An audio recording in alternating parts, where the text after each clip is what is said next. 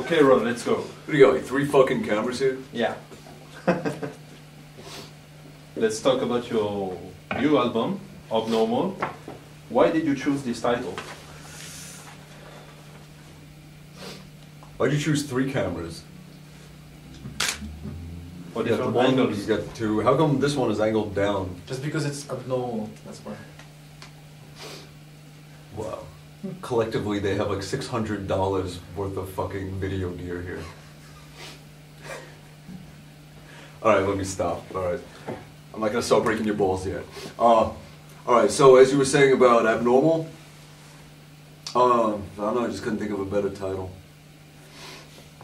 Is it because it's a counterpart to normal? Kind of. Yeah, it is. It's like a, I guess if normal was like the first thing, abnormal is the, yeah.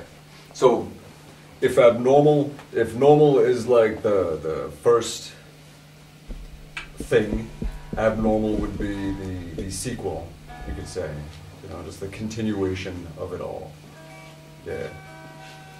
I so desperately want to just like do nothing but make jokes and be totally fucking obnoxious.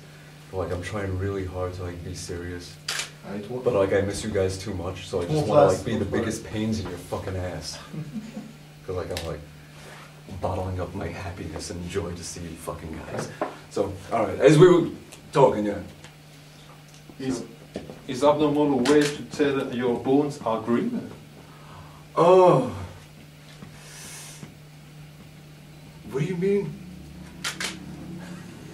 My bones are growing?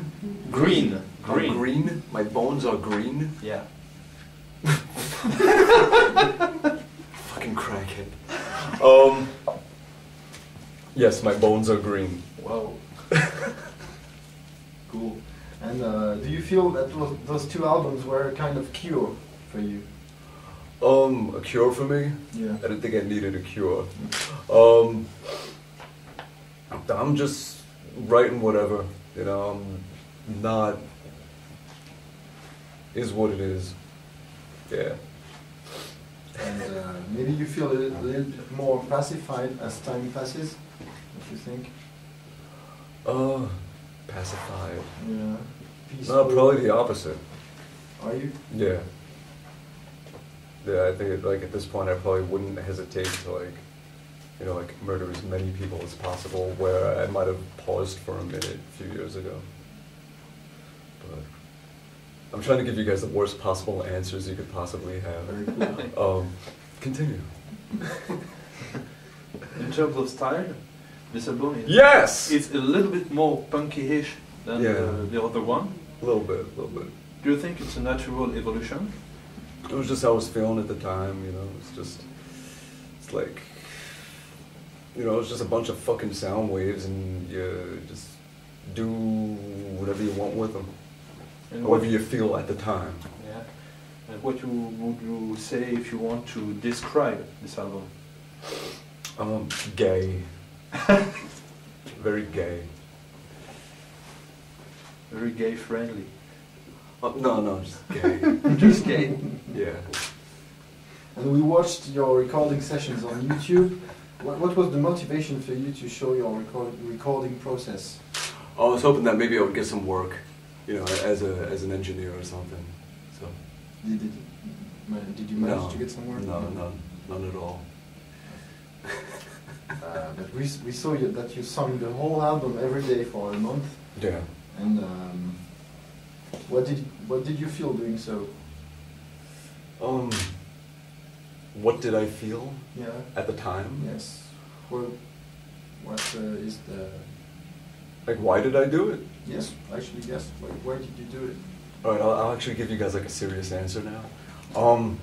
Yeah, I wanted to take a different approach, something that I never did before. Every album, I try to fucking heal you. Every album, I try to do something a little different in the way I lay the tracks, just to stay kind of fresh and You know, you do an album and you sing the verse and you focus on one line and you tweak a word and then you do the next line and you do all that shit and then you do the chorus and the same shit. I don't want to do it that way. I didn't want to focus on a song. I wanted to just take the album as a whole and do the whole thing and just treat it almost like a gig instead. So I would go in, I would sing the whole damn thing all the way through, and then leave, do it the next day, and found that a lot of little spontaneous things developed that, you know, they developed into part of the song. And I think it was a good way to do it. It was a good way to get comfortable with the songs and come up with something that was very natural. In the end, did you keep the whole song, or did you keep just passages from every day of your sessions? It would be different. It would depend on the song. Okay. I mean, there were some songs where I kept the scratch track and used that, and it was basically a waste to do everything else because the scratch one just caught all this cool stuff to it that was best for the song. Other times it might be you know, keeping what I did on this day for that verse, keeping what I did on that day for this chorus, keeping on this day for that. All different. But it was good to have the options and just see how it developed. Yeah! Okay, so is it something you will repeat in the future, this process? I don't know. I have no idea. It's hard to say. It depends on what the next thing is, and you just got to go with whatever's going on at that moment, and however you feel at that moment, that's how you have to do it. You know, not force it, just do instinctively what feels like the right thing to do. Yeah. Yeah! So how did you record your solos? Did you improvise them or did you write them?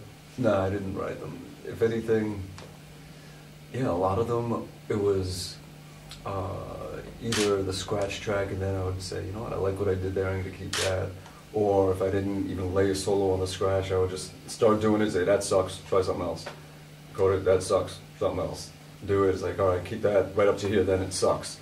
So take it from that point on, things like that. It was always different. Sometimes it would just be one take all the way through, and I was like, you know what, I like it, I'm keeping it.